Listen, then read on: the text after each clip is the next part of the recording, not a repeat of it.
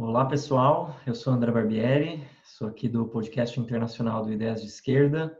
Eu estou aqui com uma presença ilustre, o professor Kevin Anderson, da Universidade da Califórnia, em Santa Bárbara, professor de Sociologia, de Ciência Política, de Estudos Feministas, lá nos Estados Unidos, e está aqui fazendo essa entrevista com a gente. E o tema da entrevista é sobre o próprio livro que o professor publicou aqui no Brasil. Esse livro aqui chama Marx nas Margens, Nacionalismo, Etnia e Sociedades Não Ocidentais. É um livro muito interessante sobre a trajetória do pensamento do Marx, do Engels também, mas especialmente enfatizando a trajetória do pensamento do Marx na discussão das sociedades não ocidentais, da periferia, do capitalismo, discutindo a necessidade da defesa do povo negro, nos Estados Unidos durante a Guerra Civil Americana, entre 1861 e 1865. Também falou muito sobre a luta anticolonial da China, da Índia e diversos outros países que a gente vai poder entrar aqui para conversar junto ao professor que escreveu esse livro e teve esse carinho de fazer essa entrevista junto com a gente. Então, estou muito honrado aqui com a presença do professor. A gente vai fazer a entrevista em inglês, com a legenda aqui embaixo para o nosso público no Brasil. Eu vou começar aqui a entrevista. Hello, Kevin, professor. Nice to have you here with us. So we're going to start this interview. If you want to make a brief presentation, if you want to say hello to our audience, feel free to send some words. Yeah, hello, Andre, first of all, and thank you very much for inviting me. It's my pleasure to be here, to be addressing our Brazilian friends and colleagues, and I look forward to our conversation. Yeah, me too. So, starting this hot topic here, because Marx is a very important thinker here in Brazil, and this part of his work is not really well known here in our country. So it's very important to discuss a little bit about Marx's ideas in the non-Western civilizations or the countries in the periphery of capitalism and how he presented his ideas about these topics. So the first question I would like to make here is this one. One of the most important features of your book is to surface the truth about the evolution of Marxist thought concerning countries in the periphery of capitalism, in particular his opinions about non-Western civilizations. There are some writers, some thinkers like Edward Said, without grasping the evolution of Marxist thought, unduly criticize him for having a sort of Eurocentric thought. Could you explain us what is the central point of your argument against this view that Marx was an Eurocentric thinker? Right, thank you, Andre. That's a very important question, and I think still a timely one 10 years after the book was first published in English. First of all, there's a quantitative aspect, which is Marx's best known works are 1844 manuscripts, Entrevista, Capital, we could name a few others. These devote themselves almost entirely to Western Europe and North America and the type of capitalism that developed there. But there's a lot of other writings that Marx did during his lifetime. For example, in the 1850s, in the collected works of Marx, like I have these, in English, we have these 50 volumes of collected works, and those are precious. 7 or 8 of these entire volumes are devoted to his writings for the New York Tribune in the 1850s. A good part of that writing is about societies outside Europe. He basically wrote about every part of the world, Latin America, Europe, of course, Far Eastern Europe like Russia, Africa, certainly North Africa, India and China. He wrote about all of these topics. And some of the writings in the early period, like 1853, is very problematic because he's looking at, maybe he's looking too broadly, and so he sees capitalism bringing industry and modernization to places like India, by way of British colonialism, or even in the Communist Manifesto, which is a major writing by Marx and Engels, you have that line about breaking down the Chinese walls and forcing the barbarian nations to engage in global trade, and kind of celebrating this as an achievement of the bourgeoisie. So there's a kind of a progressivism, you could call it, in Marx in this early period, where I think he's just not fully aware of just the brutality of capitalism in terms of how it operates outside Europe. In fact, we could go on to say that he's not fully aware even of the way that capitalism operates toward the working class in Britain either. Because in the Communist Manifesto and some of the early writings, there's a lot of attacks on feudalism and a lot of discussion that, you know, even though it's painful, a lot of progress is taking place. If you go a little bit later to the books Grundrisse and Capital, what you find is much more concentration on the brutal exploitation of the working classes. There's only one line that I've ever found in the book Capital Volume 1 where Marx celebrates the progress that capitalism is bringing about. Most of the book is very, very negative about the way capitalism is treating workers in places like Britain. So a similar evolution takes place in his viewpoint and perspective on places like India and China. So by even as early as 1856, this is only 3 years after these writings on India that Edward Said attacks so much, who you mentioned, there's a change in Marx's position, and because China and India both engage in kind of nationalist uprisings, or at least anti-colonial uprisings against the British. In China, it's called the Second Opium War, beginning in 1856. India, it's called the Great Rebellion, or the Sepoy Rebellion. So these both involve years and years of struggle before the British and in some cases in China, other Western powers are able to suppress these revolts. And Marx and Engels kind of shift around, and they start giving strong support to these uprisings against imperialism. So already by then, you have this starting to happen.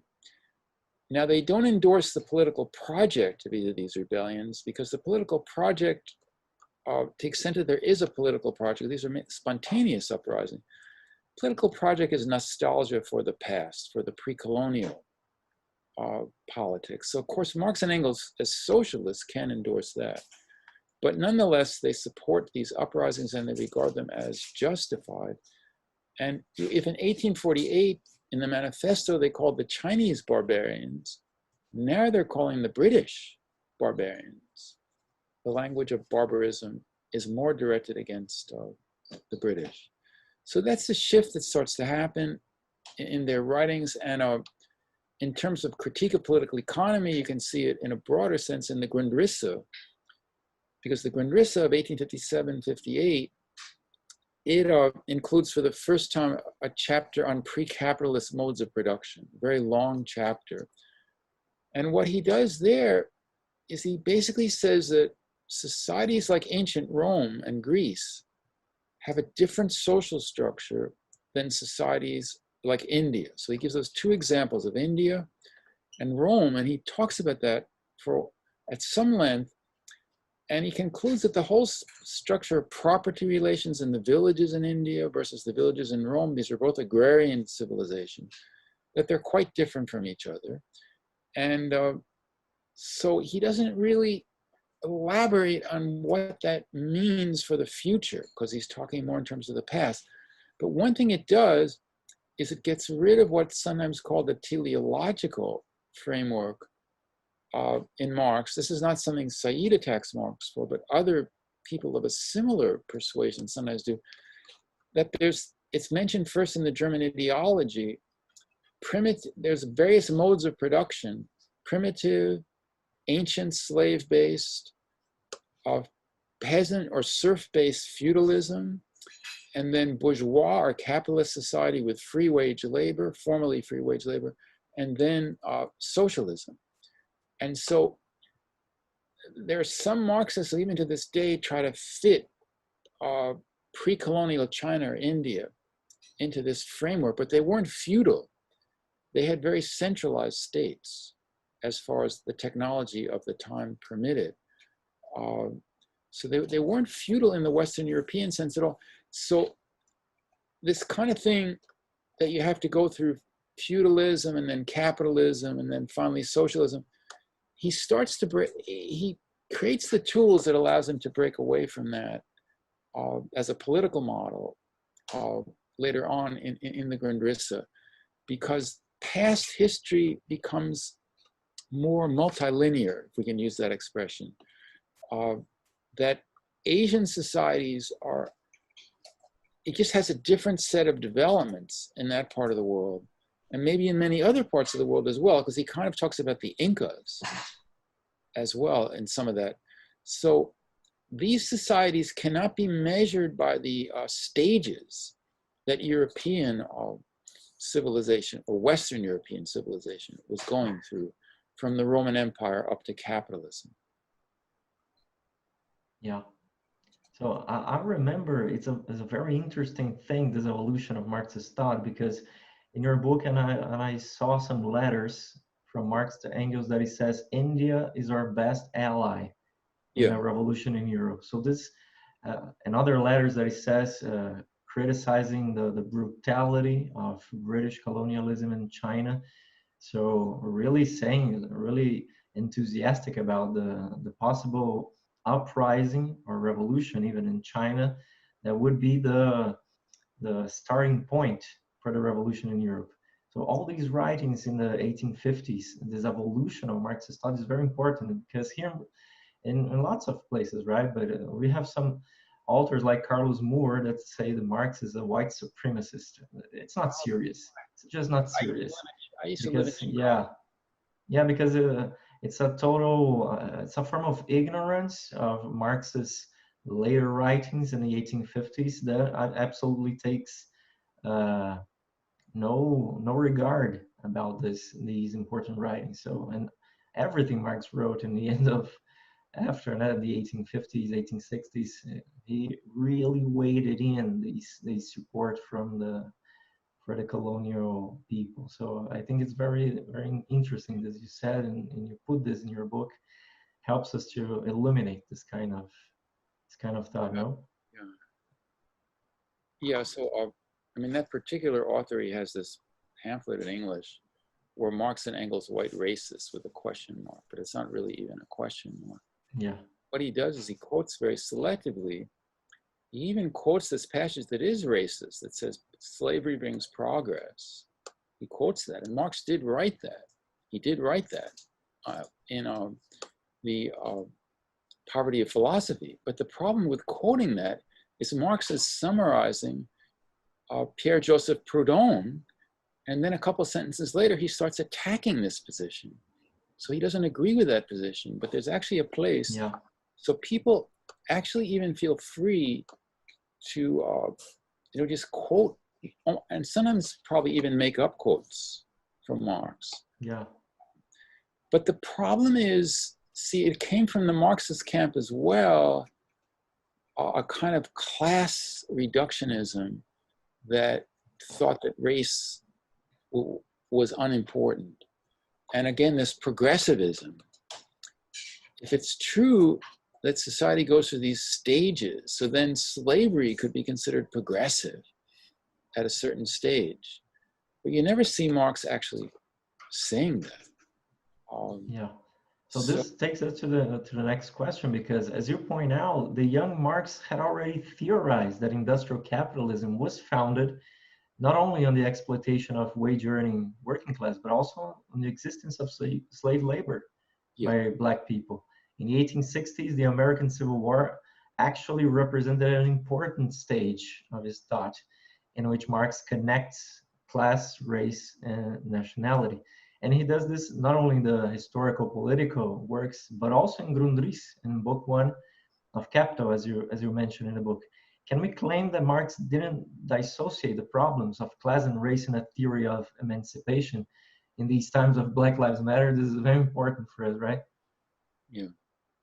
Yeah, well, Marx didn't do everything that we need to do, but he certainly supported Black movements for self-emancipation throughout his life. He opposed slavery throughout his life.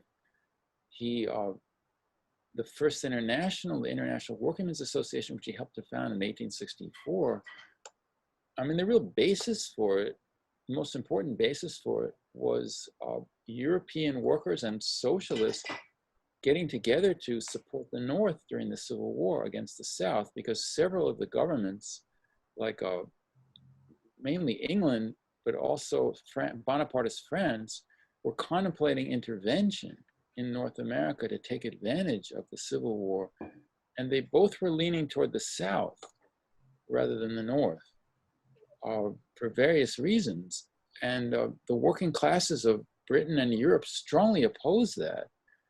And the networks that formed around, I mean, Marx was at the, in 1858, Marx was fairly isolated from the British working class. I mean, he knew some people, but he'd known them in the Chartist movement, and that movement had, to a great extent, been repressed.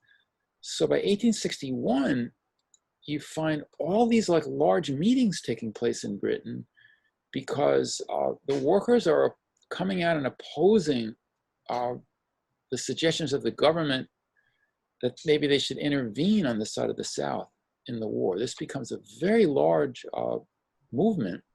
And Marx gets to know these people. And those people, when they found the First International, it's the British worker representatives are the people who were part of that movement supporting the North. And they were successful. Their pressure stopped, or Marx certainly thought, their pressure stopped Britain from intervening on the side of the South in that war. Yeah. So and Marx and Engels had a very strict position against slavery, against the Confederates, and they even criticized Abraham Lincoln because he was so soft against the Confederates, right? Pretty much so. Yeah, especially in the early days, because it took Lincoln about 2 years to finally come out against slavery completely. Yeah. And slavery was not abolished actually legally until 1865 with the Constitutional Amendment, because the Emancipation Proclamation of 1863 was just a war measure. So that could have ended once the war ended. But I want to say this is really an example of proletarian internationalism. In other words, we don't have that many examples of that even today, or even in the early 20th century. But here you have British workers who are losing their jobs, and the British government is saying, yeah, well, you're losing your jobs because the North is blockading the ports of Charleston and New Orleans, and the cotton is not getting to Manchester. That's why you're out of jobs. And but the workers don't buy it.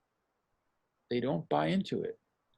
They say we don't want to preserve ourselves on the price of slave labor on the other side of the Atlantic. And of course, it's idealism and class solidarity, but there's also a real material interest there that people don't realize, because people think of Britain as a country of free speech and so on. But in 1864, working class people didn't have the right to vote in Britain. They didn't get that for like about 20 or 30 years later. So United States, although it was a racist country and still is, white male working class people had the right to vote. There were no property qualifications in most states for voting. United States was the largest society at that time, which had even basic bourgeois democracy, or even the beginnings of that, in the sense of tens of millions of people being able to vote and have the suffrage. Although it still wasn't women's suffrage, it still wasn't black suffrage. I'm not trying to, exaggerate it. So when the British workers are looking at the war, the British press, media, and establishment is full of things like, well, there's a Republican form of government in the United States, And look at these idiots like Lincoln that they end up electing. The whole thing is falling apart. It's obvious that this Republican experiment, it's only been less than 100 years. It's not going to work. And the South really looks a lot better in terms of, you know, the way you actually run things with more educated people having power, and because they denied the vote to a lot of white people in the South too. So. Yeah. So this important tradition of Marxism in the United States is key now to, I think, to combat racism and all that. We are seeing in the police and the state, not only Trump, but also the Democratic Party, that are really responsible for the deaths of Black people there since the Obama administration, actually. Right, and Minneapolis, where it started, is one of the most liberal cities in the United States, and they, you know, they really did try to reform the police quite a bit in Minneapolis, but it didn't work. They weren't able to, and so we still have these outrages taking place everywhere, even in the most quote unquote liberal cities like Seattle or San Francisco or New York City. I mean, New York City is a different case because it's a very liberal city, but it's also the home of big capitals. So there's always been a ferocious police force there. So yeah, this is, when you start talking about challenging the police or maybe abolishing the police, I mean, it's not always expressed overtly in anti-capitalist terms, but this is a real linchpin of the capitalist system. I mean, how do you abolish the police without abolishing capitalism and the class antagonisms that the police are there to crush down and prevent the subordinate classes from rising up? So this is a really difficult issue. And of course, if the police were abolished, and if tomorrow morning I waved the magic wand and we abolished the LA police force, what would happen would be all the wealthy and private interests would just start hiring private police. That's what they would do. Yeah. I think you're pretty right in saying that if you want to abolish police, you have to fight against capitalism, because it is the system. The police is the armed guard of private property. So yeah, if you want to abolish one, you have to abolish what this racist institution protects. So if we take now to the United States, the issues we see here, and go to England and Ireland, this is a very important topic for Marx too. Yeah. Especially in the 1860s, as you mentioned in your book, because right from 1869 onwards, right before the Paris Commune, you highlight that Marx take a very important turn in his vision concerning how the emancipation of Ireland would unfold. Right. Marx states that Ireland was the key to start the revolution in an advanced capitalist society like England. It's a very, very important statement, this. Can we say that is a false notion that Marx figured the mechanics of revolution starting just in the developed countries? What do you think?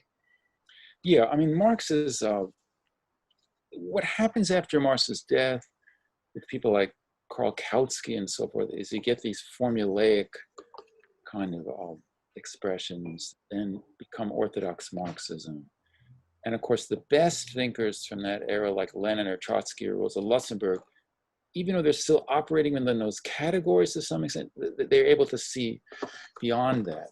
But you get this kind of thing of like the peasantry is backward, the industrial working class is progressive. The workers who lived longer in the cities are smarter than the new arrivals from the countryside. So I guess that would have left out someone like Lula. A guy like Lula could never, when he was young, been a real organizer, because he wasn't born in Sao Paulo. He came straight. So all those kind of things. So Marx himself is always very flexible and creative in the way that he looks at revolution. There's a line in the 1850s where I think you were sort of quoting it before, where he says maybe the revolution will start in China and spread.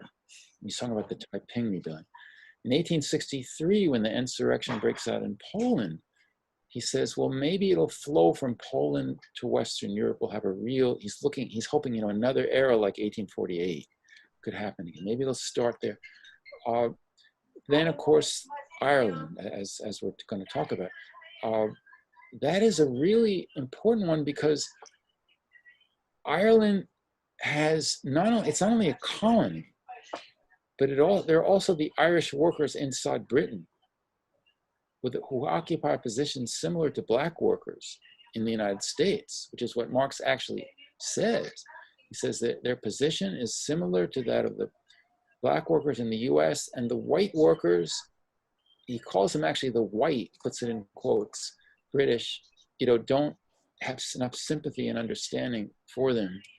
There's even a line in this unpublished thing by Marx in the same period, a little bit later, where he's talking about Roman slavery and the Roman plebeians and the Roman slaves, and how they would have these uprisings in like the first and second century BC, but then they would always be divided from each other. So Marx actually says these white workers, in his notes, the Roman plebeians, similar to the white workers, or the poor whites, he writes it in English, the poor whites of the South. He's always like very concerned with them. And why is it that sometimes they unite with blacks, including enslaved blacks, but there's a lot of other times when they are, they're proud of their whiteness, or whatever you want to call it. And so they ally with the dominant classes.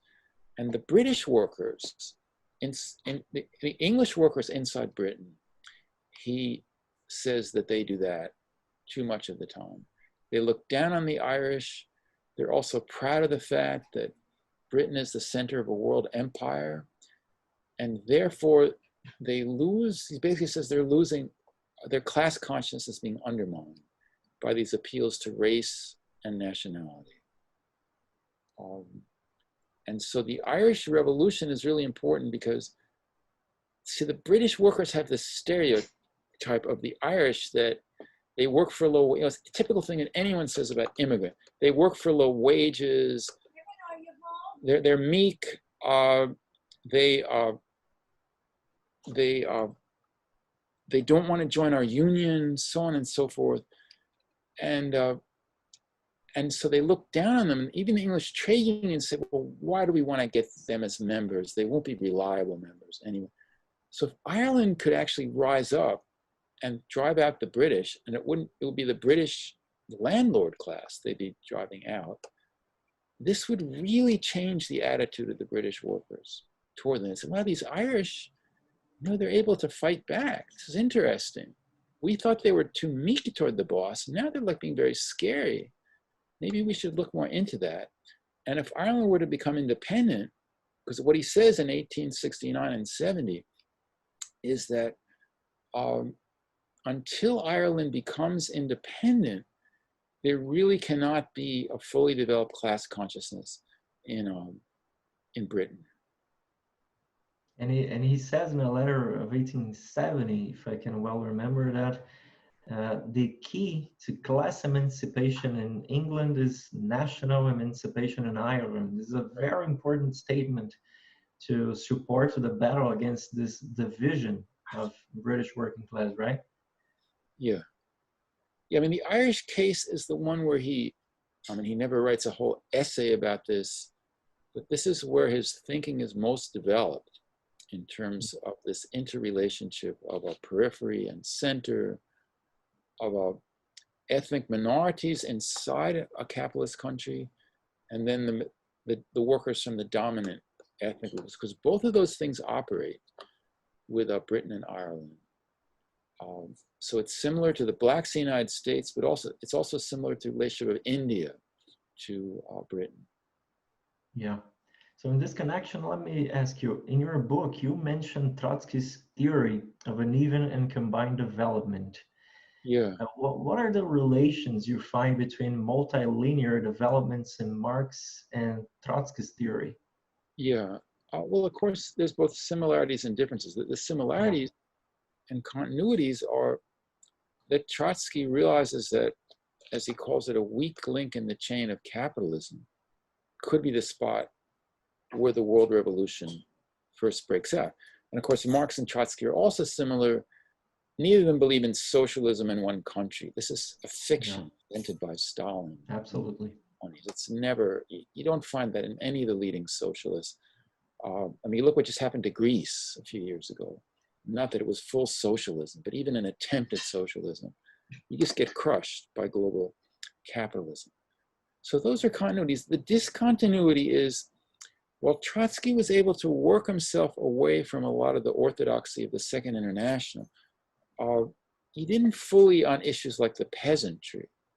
Because while his writings on China are very good in terms of criticizing Stalin's policies in the 1920s and the uncritical, opportunistic alliance they formed with the nationalists, he's solely interested in the industrial proletariat. He doesn't really develop, and he doesn't develop a position that allows him to look at an agrarian peasant-based revolution in Ireland, whereas Marx is able to do that in the way that Marx conceptualizes. There's a lot of places, including Ireland, where Marx thinks an agrarian revolution is possible and progressive. You don't have to wait for a substantial industrialization. And then there's another point where Trotsky is actually similar to Marx, and where if you look at, I don't know if you have this in Portuguese, but in the United States, it's always been very important. Around 1939, Trotsky had conversations with C.L.R. James and several other intellectuals about blacks in America. And Trotsky takes a very strong position in terms of the need for socialists to support the black struggle, even when it has some nationalist overtones. You still need to support it, he says. So it's a very, very strong position. There's no class reductionism there at all. There's not the kind of thing of like, well, we have to wait for the blacks to develop a socialist conscience before we support them. Even these bourgeois black organizations, he says, we have to support them in their struggle for basic democratic rights. And doing so is a very important step in overall proletarian class consciousness in the United States, because as of the British in Ireland, he doesn't say it that way, but as we were just talking about, white workers in America, because of their racism and prejudice, this blocks to a great extent the development of a full class consciousness. And it's as true today as it was at the time that Trotsky wrote that or gave those statements. So Trotsky has a number of points, but I would say that on this issue of agrarian societies, it's a little bit weak. I think it's very interesting, as you said, that Trotsky and Marx had a continuity in this vision that the revolution must be worldwide. It is not restricted to one country. And I think there are some Stalinist maybe prejudices about this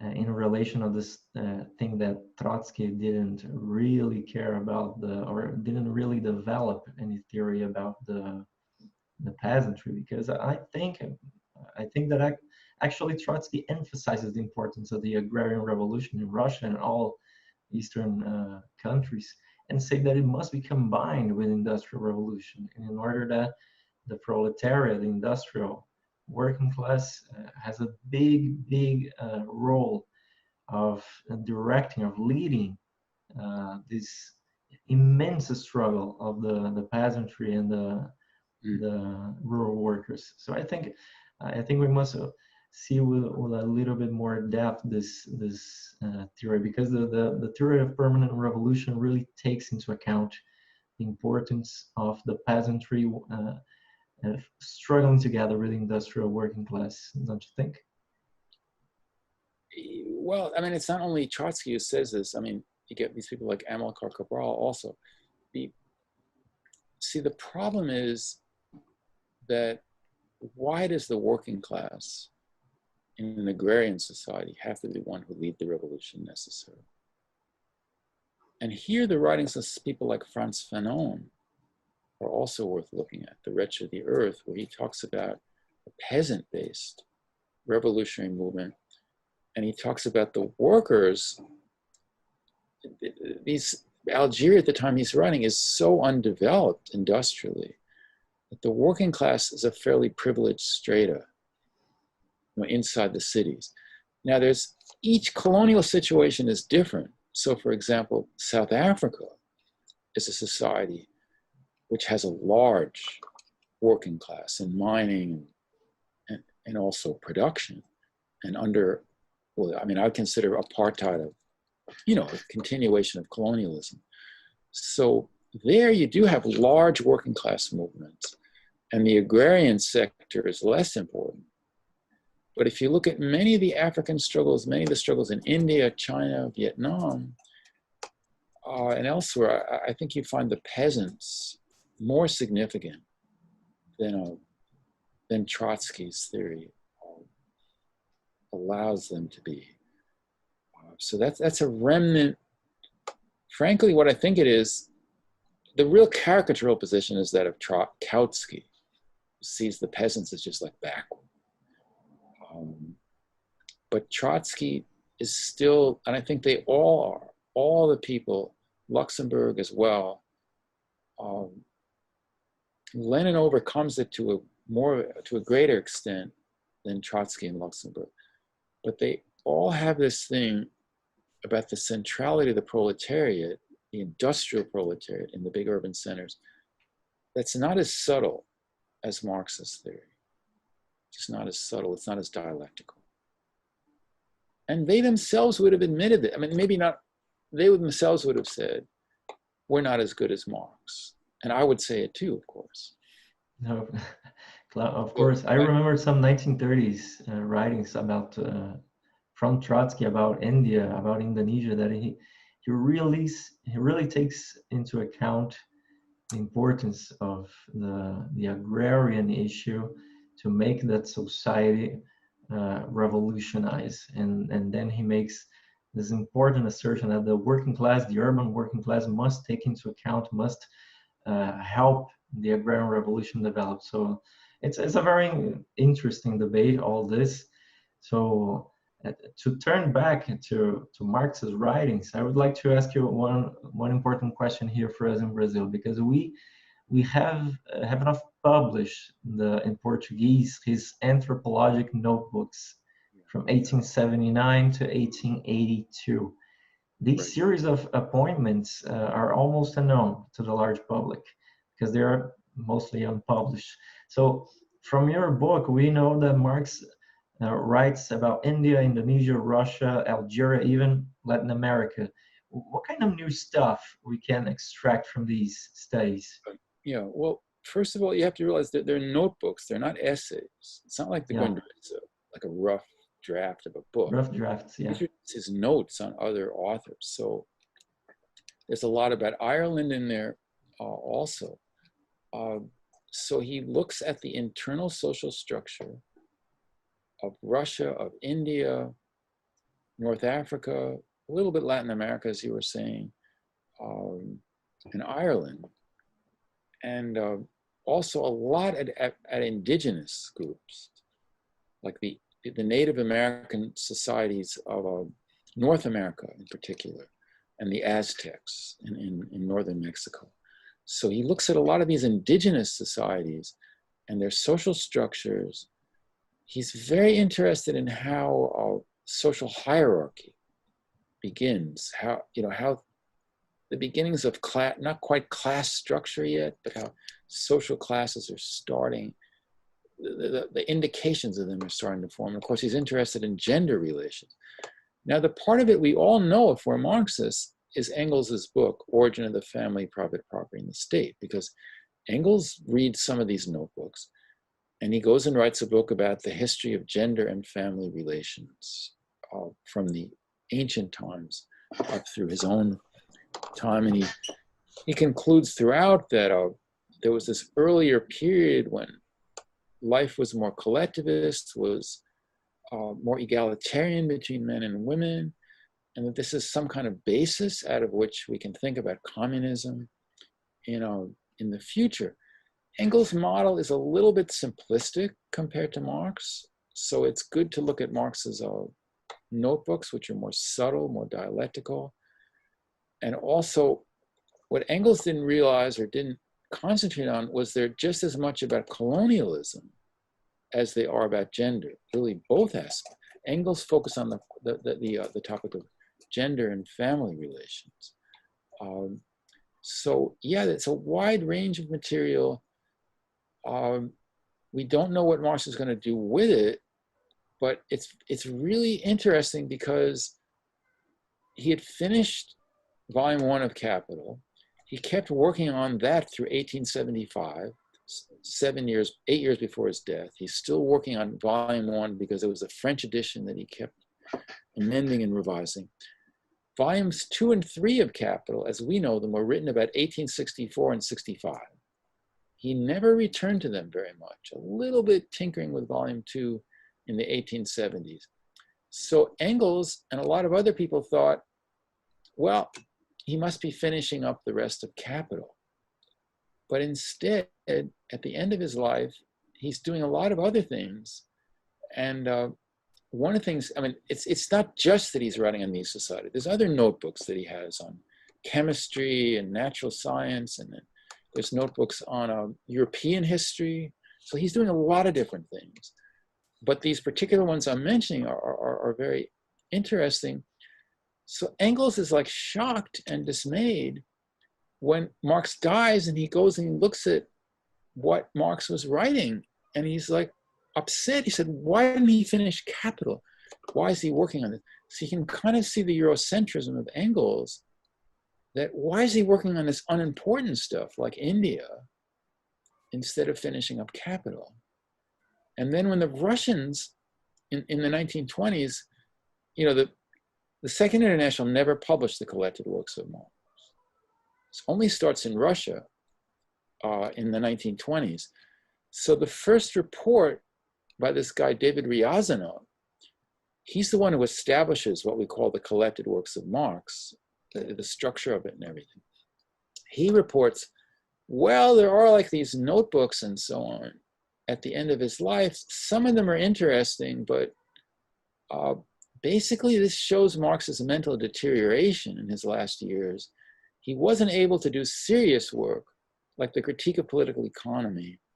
He was only able to read stuff about India and Russia and amuse himself by that. And so we're not going to include this in the collected works, obvious. So that's why for like, what is that? Almost 100 years, that material has been known to Marx scholars in Moscow and Berlin and other places, Amsterdam, but there never was that much interest in publishing it.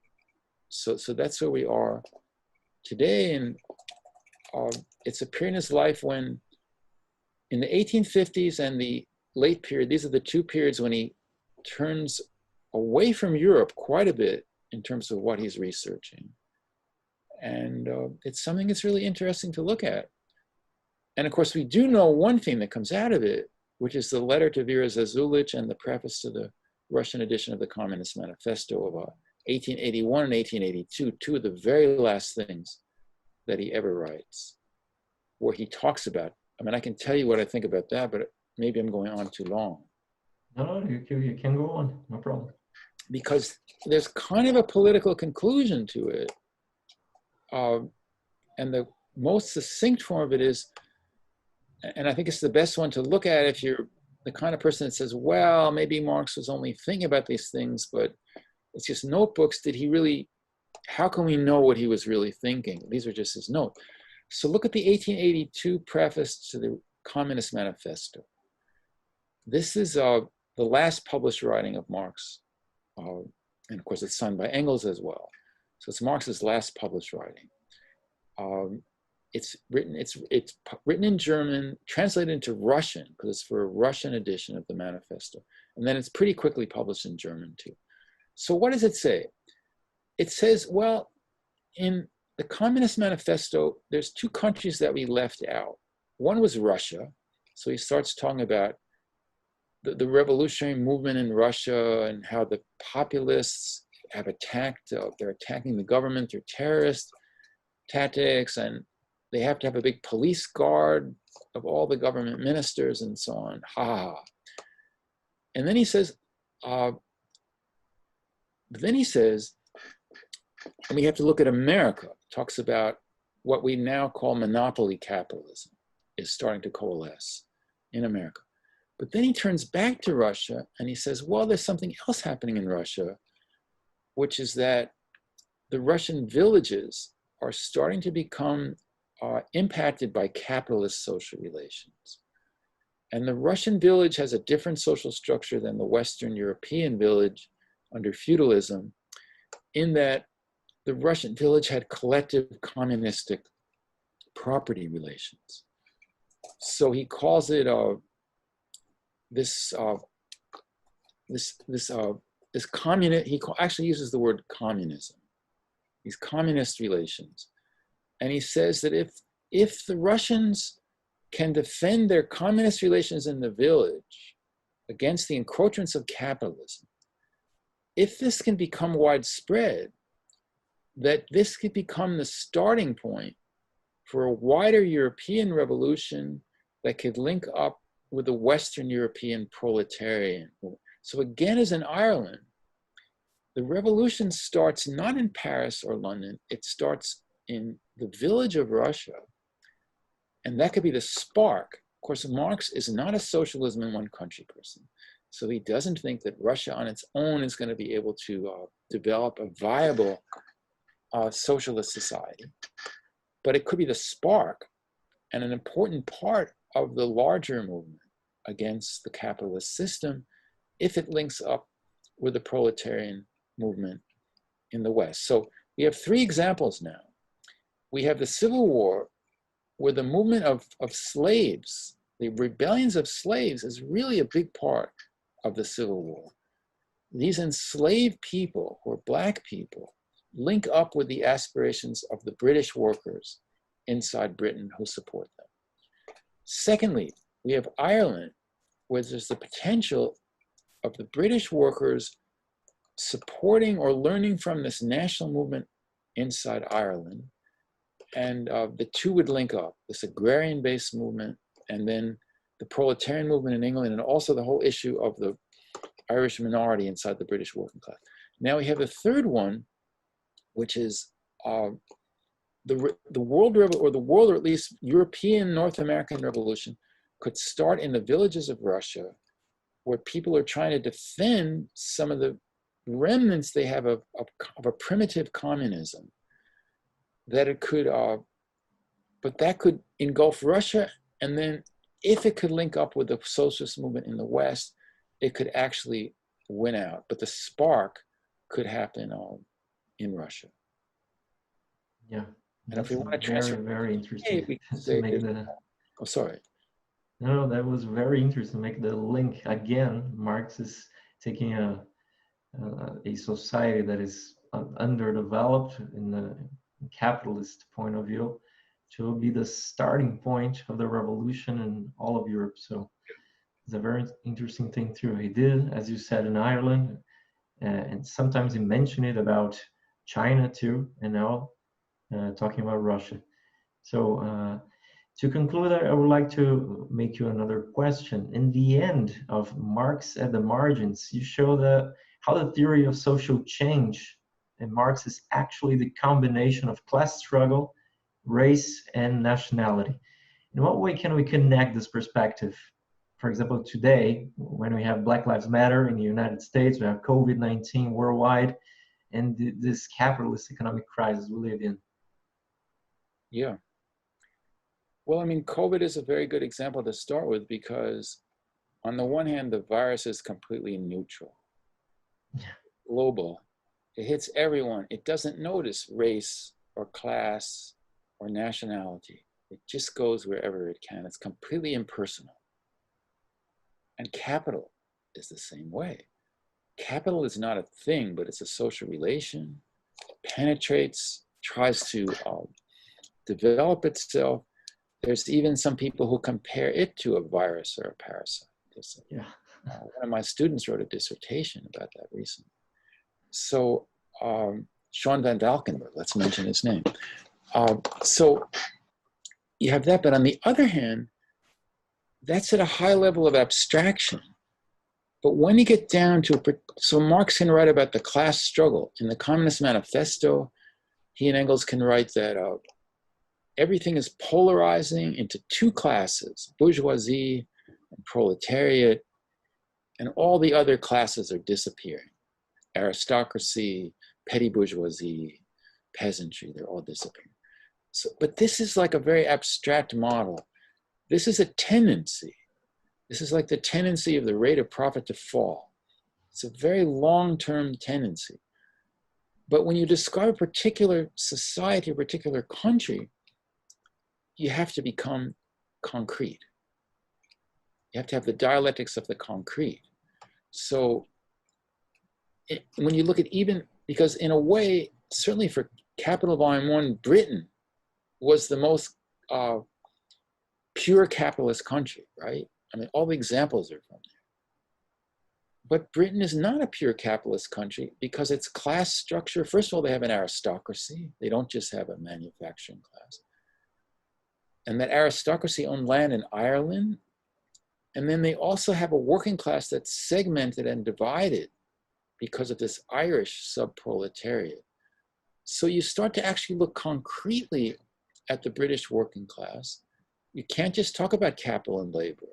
You have to talk about race and ethnicity and nationalism and capital and labor. And you have to make a concrete historical, sociological analysis of where Britain is at that particular time. And it has to be, and the dialectic, and then a lot of, I'm a sociologist.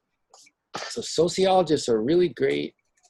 People like Pierre Bourdieu, terrific sometimes at analyzing the structures of domination. Max Weber also.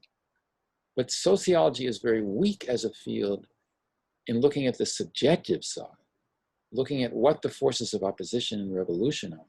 And Marx is always concerned with both. Marx never writes, the British workers are just all a bunch of ethnocentric, anti-Irish.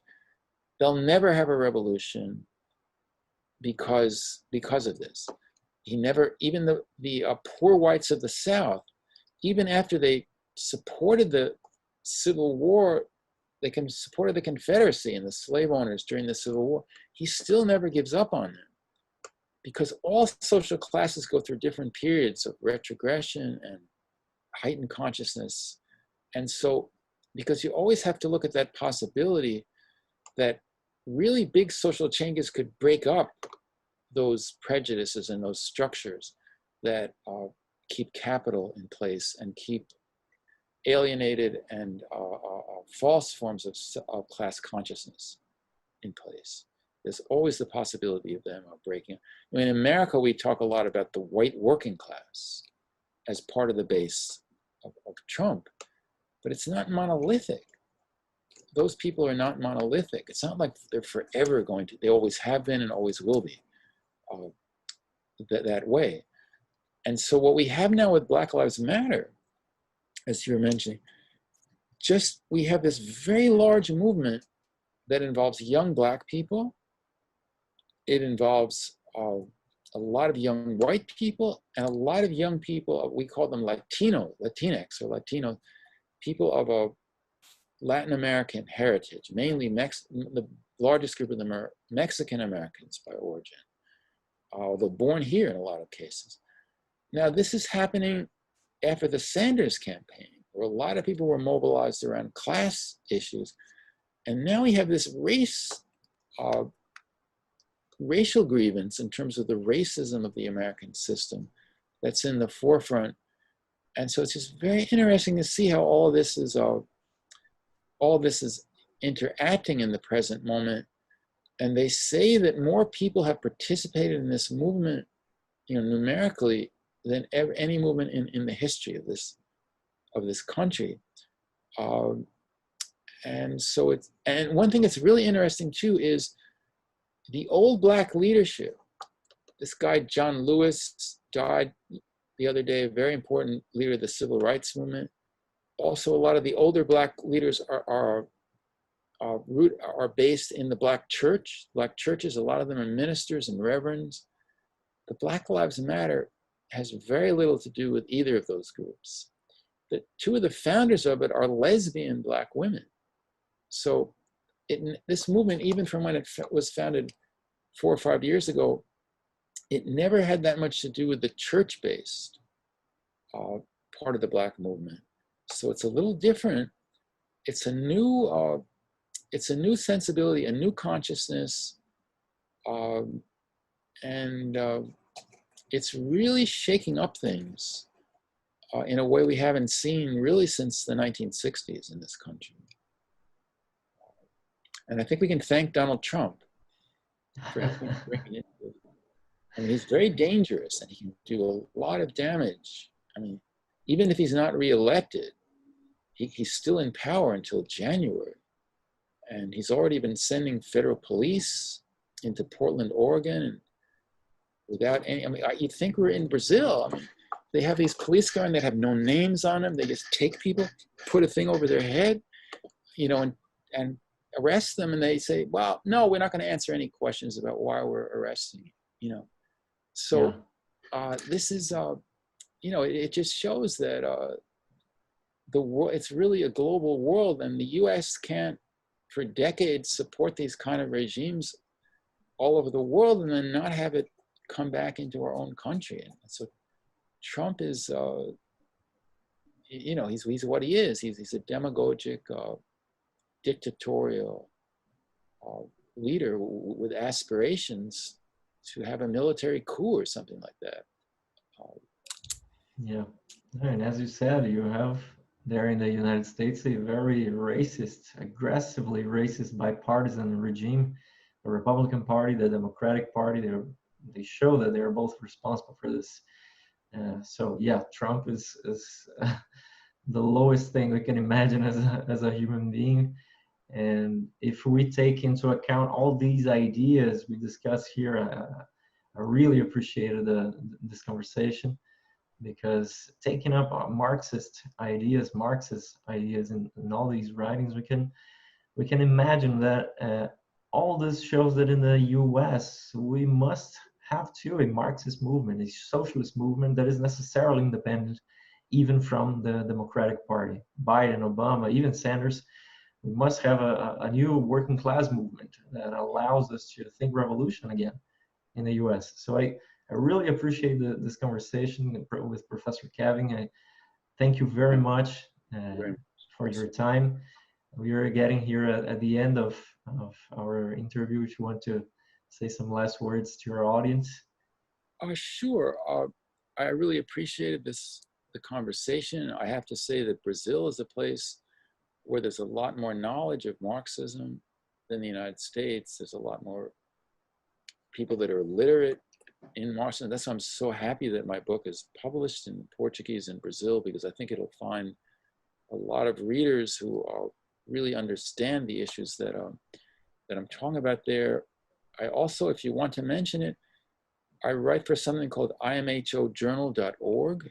It's a web-based publication. A lot of my shorter writings appear. I even have an article on Black Lives Matter that's up on that website. So I refer people to that if they want to read it. And yeah, thank you again. I appreciated the dialogue very much. Thank you, Professor Kevin. I'll make a brief closing up here in Portuguese.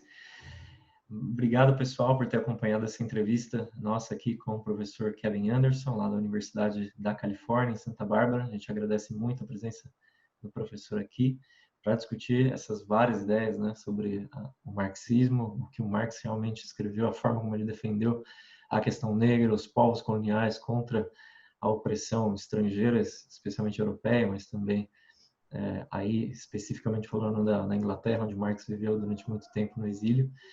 A gente agradece de novo, pede para todo mundo difundir essa entrevista aqui e sempre acompanhar os canais, os podcasts do Esquerda Diário e do Ideias de Esquerda. Até mais, pessoal. Obrigado pela audiência. Thank you very much.